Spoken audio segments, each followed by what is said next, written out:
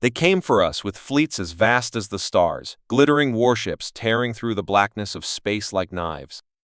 The galactic Varnith Empire, an alien power so old its existence predated the first sparks of human civilization, had grown tired of Earth's defiance.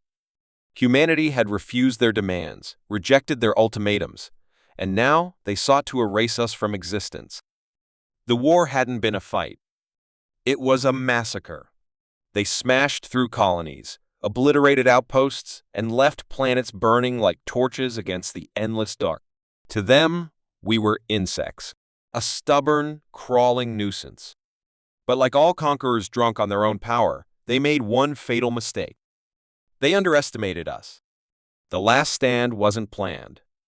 It was desperation, a wild gamble fueled by humanity's refusal to kneel. The Andromeda Outpost, a remote military station on the fringe of colonized space, was the only thing standing between Earth and the Varnith's final wave. And all that remained to defend it was a single man in a battered old warship whose best days were already centuries behind it. The soldier wasn't some legendary commander. He wasn't a hero bred for war. Just a man who had lost everything: family, friends, a home shattered by the Varnith's relentless march. What he had left was rage, a raw, unending fury that seared through his veins hotter than any weapon's fire. And he had one last mission: to hold the line, no matter the cost. The ship, affectionately called the Titan's Mercy, was a relic from the early days of humanity's push into the stars. A bulky, outdated carrier that had been patched up more times than anyone could count.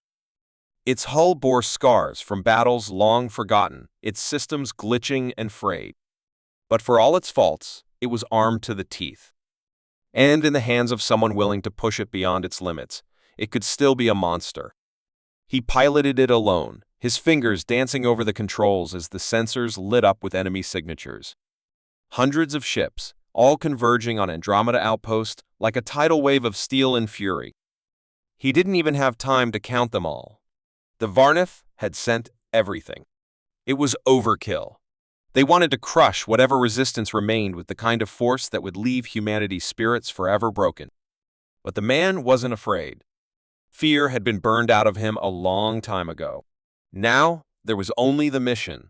He activated every weapon system the ship had, routing power from non-essential systems, cannibalizing parts to reinforce the shields and engines. If the Titan's Mercy was going down, it would take a whole lot of the enemy with it.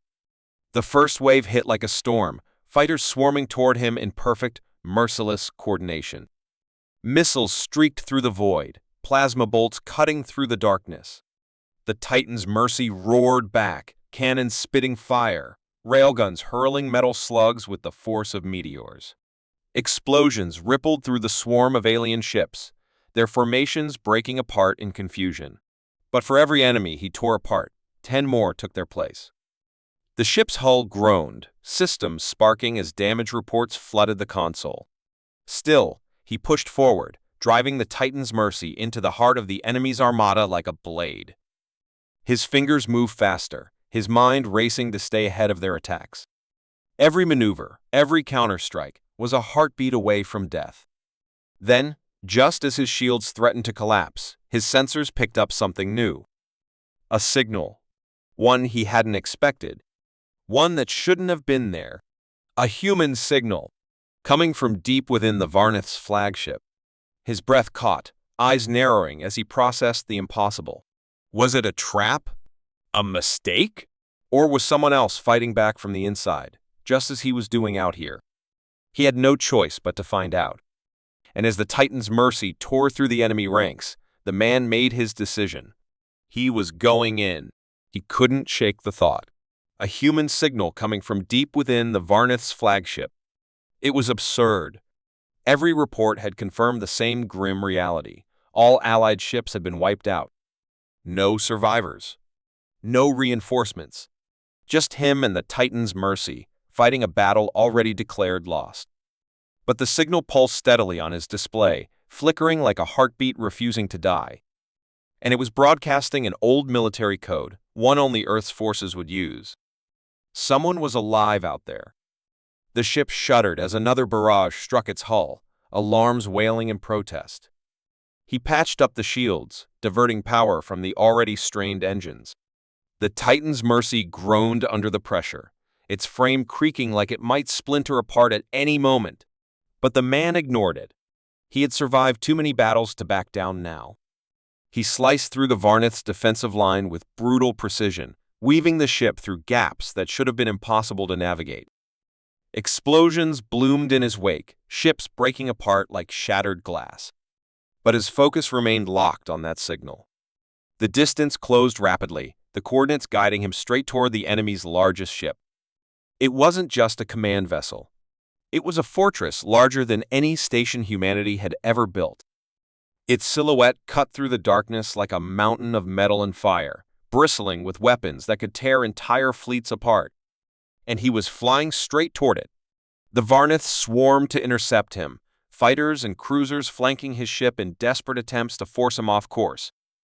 The Titan's Mercy fought back with savage determination, its guns blazing, missiles streaking through the blackness to punch holes in the enemy's formation. Still, they kept coming, relentless as the tide. He slammed a fist against the console, cursing under his breath.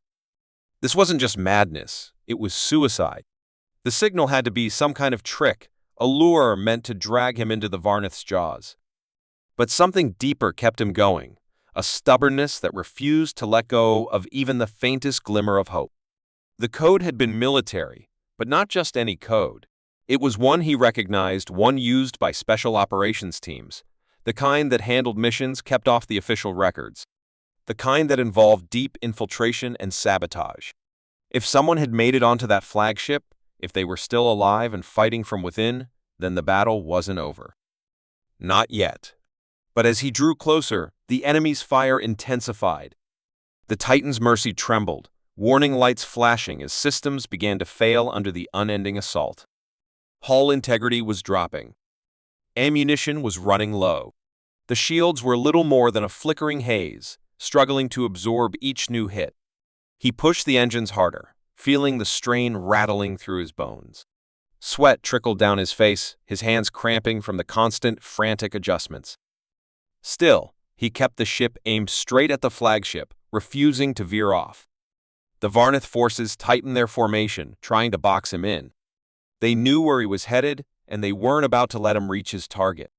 But he had one advantage they couldn't take away: desperation. With a grim smile, he rerouted power from the ship's life support, feeding it into the weapons array. If the air ran thin, if the temperature dropped to freezing, it didn't matter. His only concern was making it to that flagship. He fired off another barrage, blasting apart the ships that dared to block his path. The explosions sent shockwaves rippling through the void, their brilliance searing against the darkness. But as he broke through their lines, the true scale of the flagship became clear. It loomed before him, massive and imposing, its hull lined with turrets that could turn him to ash with a single shot. Yet none of them fired. It was as if something inside the ship was disrupting their systems, causing hesitation where there should have been ruthless efficiency. Maybe the signal wasn't a trick. Maybe someone truly was fighting from within, tearing the Varnith's fortress apart from the inside. And if that was the case, then he had to reach them before it was too late. He locked onto the signal's origin point, pinpointing a narrow docking port on the flagship's underbelly. A weak spot, unshielded and barely guarded. His only chance. The Titan's Mercy sped toward it, engines burning white-hot. Warnings flared across his display, the ship's system screaming under the strain. But he ignored them all, his eyes fixed on that docking port like it was the only thing that mattered. Just as he reached the outer hull, something caught his eye. A flash of movement. Ships peeling away from the flagship's defenses, Varnith ships, abandoning their positions and fleeing into the void. And then he saw why. From the depths of the flagship, a new signal emerged. Not human. Not Varnith. Something else. Something far more dangerous. The sight of the fleeing ships made his stomach twist. The Varnith never retreated. They were relentless, driven by their own arrogance and brutality. But something had rattled them enough to abandon their defenses. Something inside their own flagship. He forced the Titan's Mercy toward the docking port, thrusters groaning as the ship skimmed just above the armored hull. His hands trembled on the controls, not from fear, but from the maddening uncertainty gnawing at his mind. Whatever was happening inside that fortress was powerful enough to send war-hardened aliens running. And he was diving straight into it. The ship lurched as he made contact, magnetic clamps locking onto the docking port. He initiated a forced breach, the Titan's Mercy's cutting beam slicing through the hull like a surgeon's blade. Air vented from the opening, metal groaning as the ship sealed itself to the breach. He armed himself, the weight of the rifle cold and familiar in his grip. His breath came in slow, steady pulls as he prepared to enter. Whatever awaited him inside, he couldn't afford hesitation. The hatch hissed open, and he stepped into the darkness of the Varnath's flagship. The air was thick, stale, like something long abandoned. Lights flickered erratically along the corridor walls, casting warped shadows that danced with every step he took. He moved quickly, his boots echoing against the metal floor. The signal still pulsed on his wrist display, guiding him through the labyrinth of corridors. But it wasn't just the signal that drove him forward. It was the silence. The complete absence of resistance. No guards. No patrols. No signs of life. Only the occasional scorch mark or twisted piece of machinery that hinted at some kind of struggle. Whatever had ripped through the Varnath's defenses had done so with brutal efficiency. He crept deeper into the flagship, senses sharp, nerves strung tight. As he rounded another corner, the signal grew stronger, its pulse more insistent. But so did something else. A low, rhythmic thrum that seemed to vibrate through the walls themselves. He followed the sound, his own footsteps swallowed by the growing hum. The corridor opened into a massive chamber, its ceiling stretching so high the lights faded into darkness. And there, at the center of it all, was the source of the signal.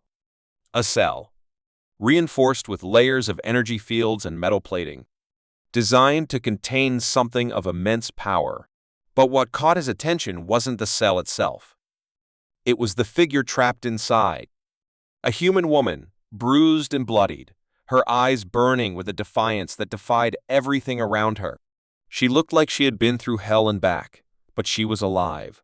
And from the way she glared at him, she was anything but helpless. "Who the hell are you?" Her voice cracked through the comms, rough but steady. He stared, stunned, not only by her survival, but by the fact that she was the source of the signal. The one calling him here. "I'm here to get you out," he replied, his own voice sounding distant in his ears. Too late for that. Her gaze shifted past him, toward something he couldn't see. They've unleashed something worse than them. Before he could respond, the thrum intensified, a pulsing vibration that seemed to crawl beneath his skin. And then he saw it movement in the darkness above. Shadows twisting, unnatural shapes slithering through the air like serpents made of pure void. The Varnath hadn't been fleeing from him. They had been running from whatever those things were. And now they were closing in. She must have seen the realization on his face. "You brought them right to me," she said, her voice filled with a grim sort of resignation. "Now they won't stop until we're both dead." He spun around, weapon raised, eyes scanning the darkness. But the shadows moved like living things, ducking and weaving out of sight with impossible speed. The woman's voice crackled through the comms again, sharp and urgent. "If you want to survive, get me out of this cell. Now." He didn't have time to question her. His fingers flew over the controls, hacking through the security systems with a speed born from desperation. The cell's energy fields flickered, then died with a sharp crackle. The woman stumbled out, catching herself against the wall before straightening with a grimace. Despite her injuries, there was a strength in her stance, a determination that seemed unbreakable. "Who are you?" he demanded, his eyes darting between her and the swirling darkness above. "Someone who knows how to kill them," she replied, eyes flashing with a ferocity that matched his own. "Now move, unless you want to end up like the rest of them." He followed her without hesitation, their footsteps pounding through the corridors as the shadows gave chase. The flagship was no longer a fortress. It was a death trap. And whatever those creatures were, they were tearing through it from the inside out. He didn't ask questions. There was no time. Every corner they turned, every hallway they passed, the creatures followed. Their shapes twisted and stretched, their forms slipping between reality and something far worse. As they reached a blast door, the woman slammed her hand against a panel, forcing it open with a guttural scream of metal. Beyond it lay a narrow corridor lined with emergency pods, small, cramped vessels meant for escape and nothing else. But before they could reach them, the darkness closed in and the air grew frigid. From the shadows, something emerged, something that made even the Varnith seem harmless. The creature moved with a fluidity that defied nature. Its body seemed to shift between solidity and shadow, each movement accompanied by a low, guttural hum that vibrated through his bones.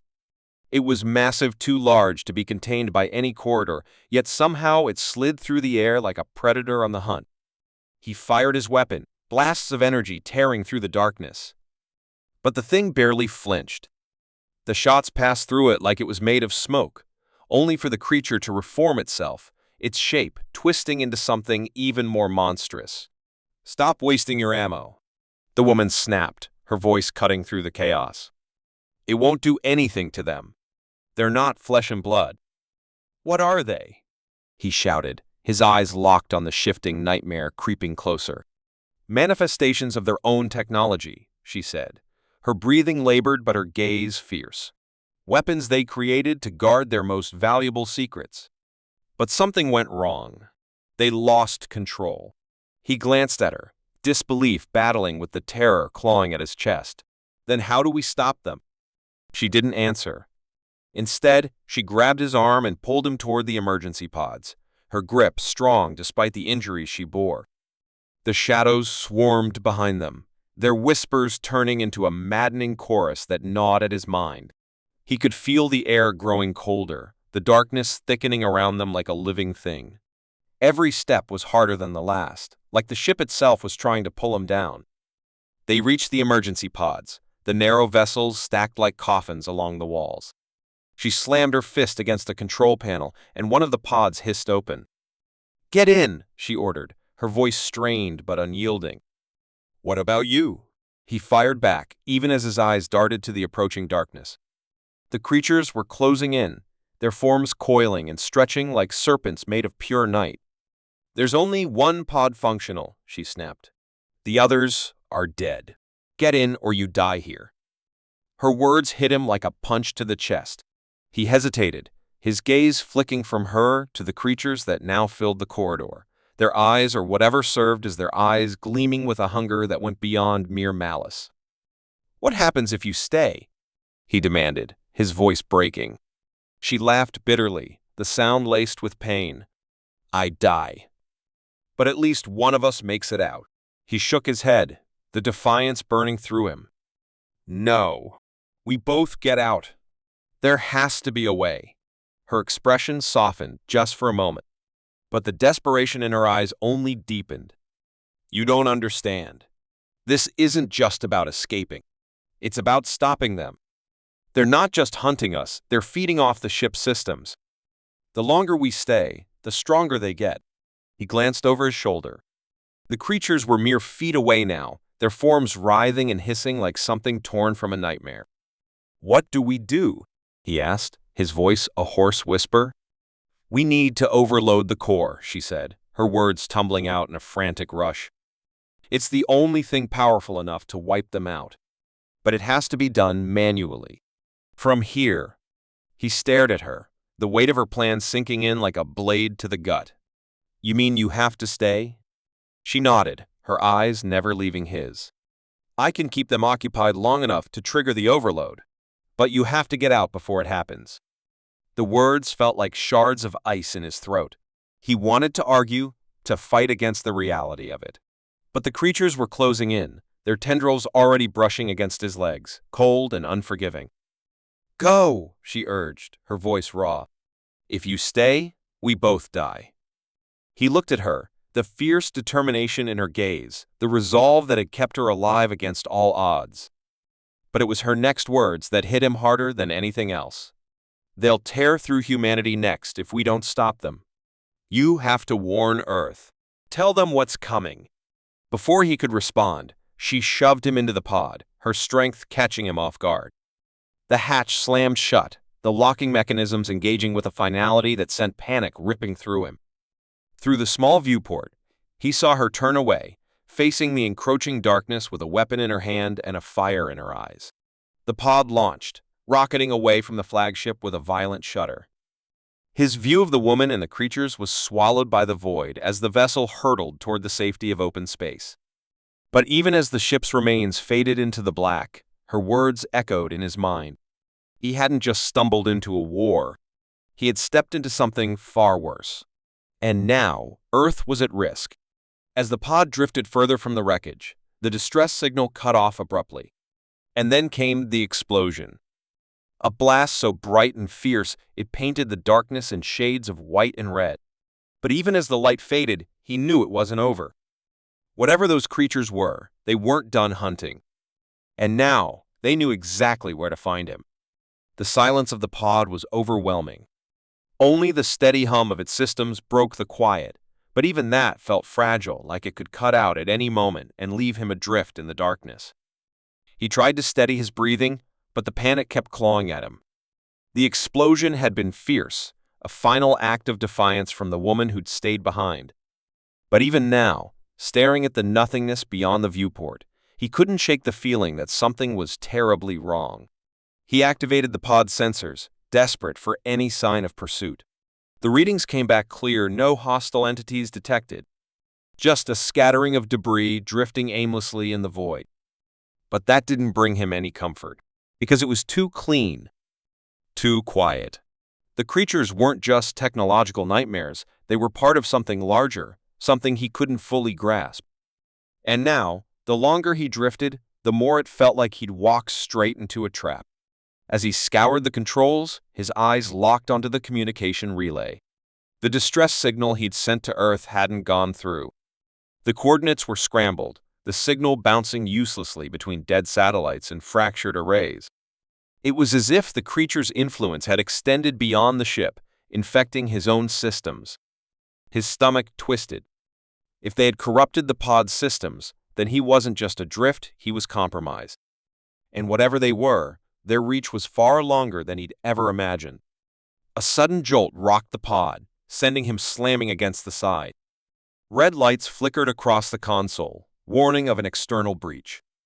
His hands shook as he brought up the diagnostic screen, his eyes scanning the damage readouts.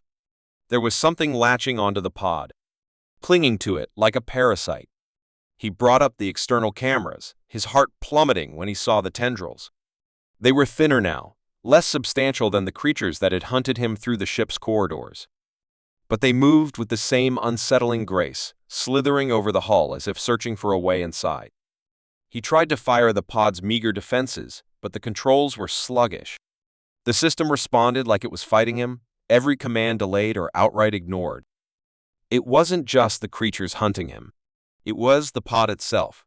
A sharp hiss filled the cabin as air pressure began to drop. The tendrils were finding weak points, burrowing into the cracks and seams of the vessel. Panic flared hot and wild in his chest as he scrambled to patch the breaches, his fingers fumbling over the controls. But it was no use. The creatures were learning, adapting. And now, even this tiny refuge was no longer safe.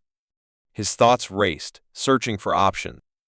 There was an emergency suit stored beneath the console, but it would only buy him a few hours at most. And the nearest outpost was days away. But then, something else caught his attention.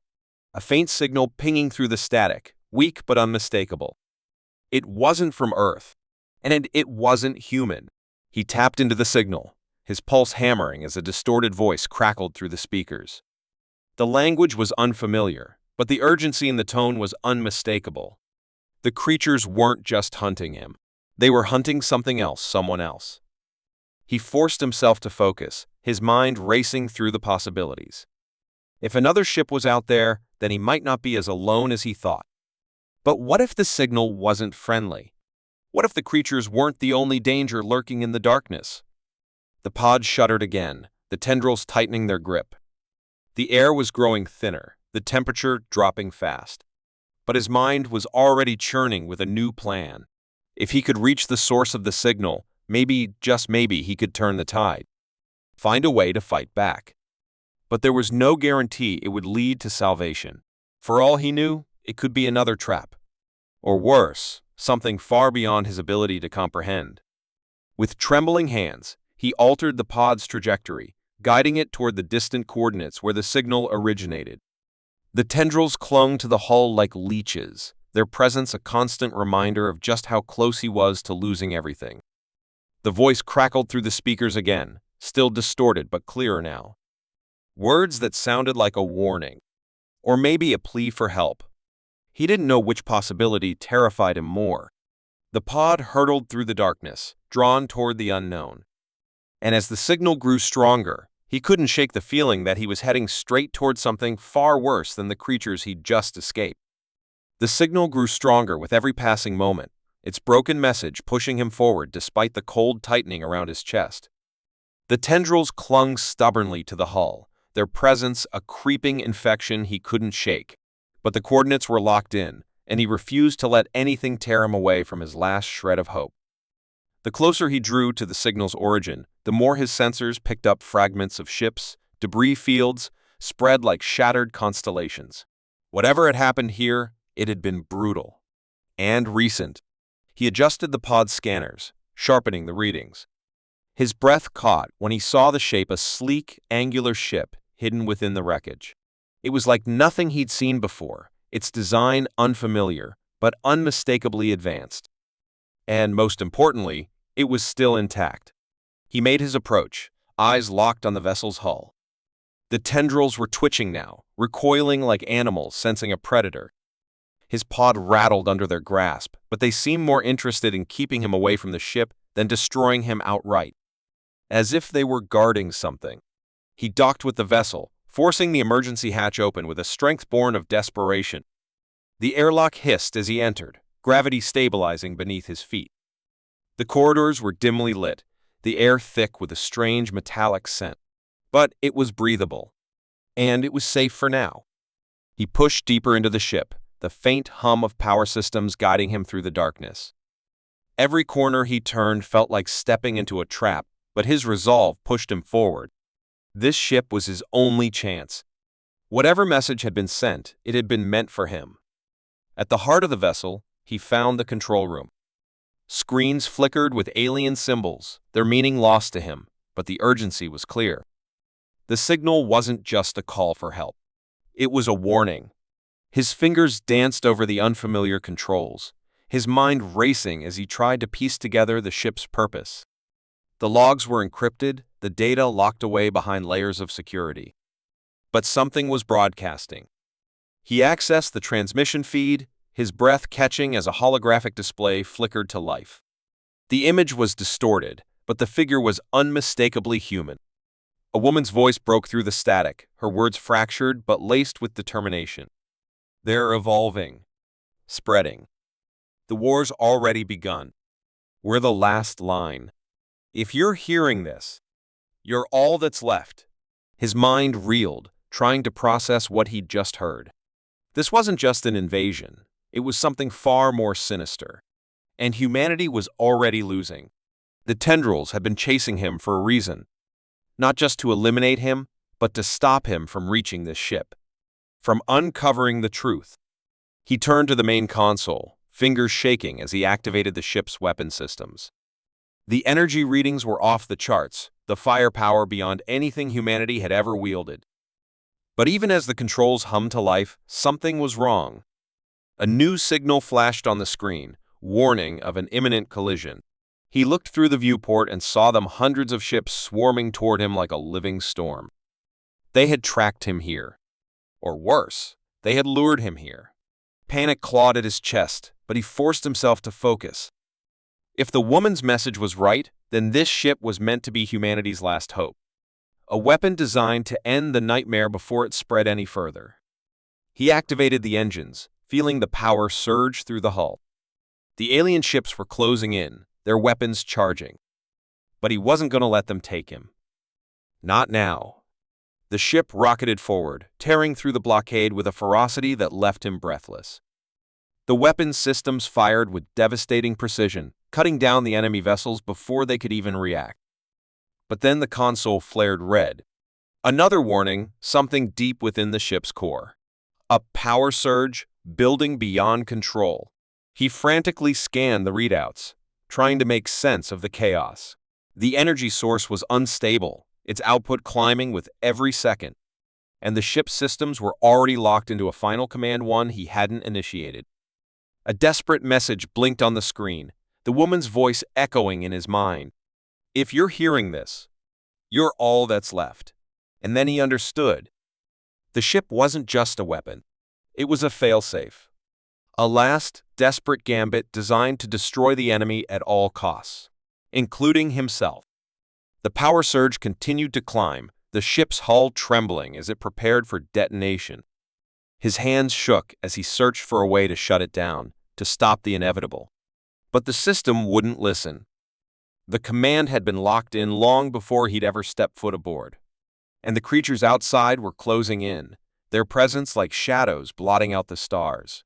He was out of time.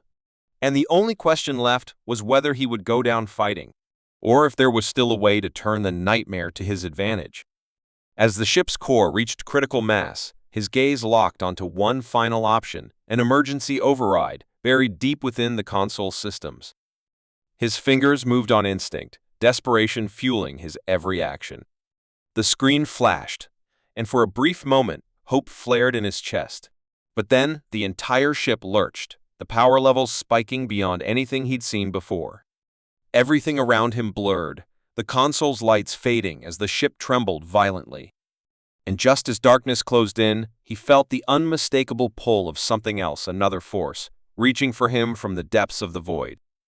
He wasn't alone. But whether that was a blessing or a curse, he couldn't yet tell. The ship trembled violently, metal groaning under the pressure of the power surge building within. His fingers flew over the controls, desperation clawing at his thoughts as he tore through the emergency override systems. Everything felt like it was slipping away, and yet through the chaos, he found a thread of hope. Buried within the ship's core was a fail-safe protocol, one designed to channel the overload rather than detonate. It was a desperate contingency plan, likely meant for a last stand, and it was his only chance. He activated the failsafe, feeling the ship's energy shift. Instead of building toward catastrophic destruction, the power was redirected into the weapon systems. Every gun, every cannon, every last piece of firepower was charged to its maximum potential. Outside the viewport, the alien fleet continued to swarm. Their numbers seemed endless, their shapes blotting out the darkness of space. But now, he had something they hadn't expected, something that could turn the tide. With a final, shuddering breath, he unleashed the ship's fury. Blinding beams of energy erupted from the hull, slicing through the enemy vessels like paper. Explosions rippled across the void, the ships breaking apart under the relentless assault. He pushed the weapon systems to their limit, his fingers numb from the strain. But it was working. The alien fleet was faltering, their formations breaking as they scrambled to avoid the onslaught. Minutes blurred into what felt like hours. His vision swam, his pulse pounding in his ears. But finally, the silence returned. The enemy fleet was gone, reduced to little more than drifting wreckage. The ship's power reserves were nearly spent, but he was alive. And somehow, he had done it. He leaned back in the pilot's chair, his chest rising and falling with shallow breaths. The adrenaline was fading, leaving only exhaustion in its wake. But even through the fatigue, a sense of triumph lingered. The woman's message echoed in his mind, her words a haunting reminder of what he had faced. But now, there was a new meaning to them. If he was all that was left, then it was his responsibility to make sure it stayed that way. He scanned the ship's logs once more, diving deeper into the encrypted files. The truth unraveled before him, a record of the invasion, of the creatures' relentless spread across countless worlds. They had adapted, evolved, turning every attempt to stop them into another lesson. But the ship he had commandeered was their undoing. Designed with human ingenuity and desperation, it held the power to destroy them. And now, it was in his hands. He set a new course, one that would take him back to the last known human outpost. Whatever was left of his people needed to hear what he had learned. They needed to know there was still hope. As the ship's engines roared to life, he couldn't help but glance back at the empty void. The wreckage of the alien fleet drifted in silence, a testament to his struggle. But he knew it wasn't over. The enemy would rebuild, evolve, and come again. But this time, humanity would be ready. He tightened his grip on the controls, a new resolve burning in his chest. Whatever came next, he would face it head-on. Because as long as he drew breath, the fight wasn't over. And neither was humanity's hope. The ship slipped into the darkness of space, its course set. And for the first time in what felt like forever, he allowed himself to believe.